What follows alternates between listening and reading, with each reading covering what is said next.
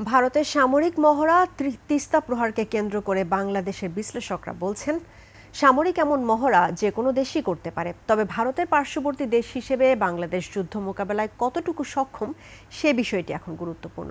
তাদের কথা, বাংলাদেশ বিমান বাহিনীর সক্ষমতা বৃদ্ধির এখনই মোক্ষম সময়। বিস্তারিত নাহিদ সিরাজি নিম্মির প্রতিবেদনে।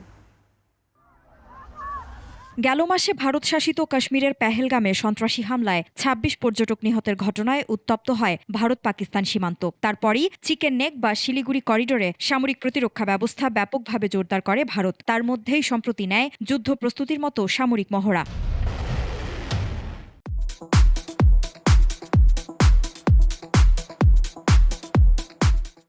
তিস্তা প্রহার নামের এই সামরিক মহড়া গত ৮ মে থেকে ১০ মে পর্যন্ত ৩ দিন ধরে চলে।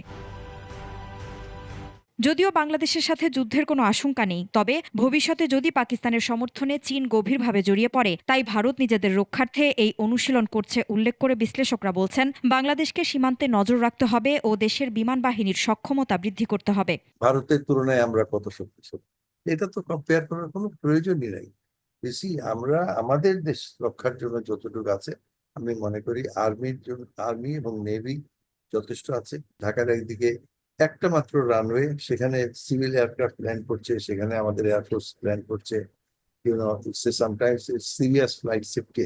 বিশ্লেষকদের মতে, সমরাস্ত্র কেনা বাংলাদেশের জন্য আর্থিকভাবে চাপের, তাই বাংলাদেশকে নিজেদের সমরাস্ত্র তৈরির ব্যবস্থা করতে প্রযুক্তিগতভাবে উন্নতি করতে হবে। সমরাস্ত্র কেনা আমাদের মতো দেশের পক্ষে সম্ভব না। এই সমরাস্ত্র কিনে আমরা জীবনে কোনোদিনও আমাদের নিজেদেরকে শক্তিশালী করতে পারবো না।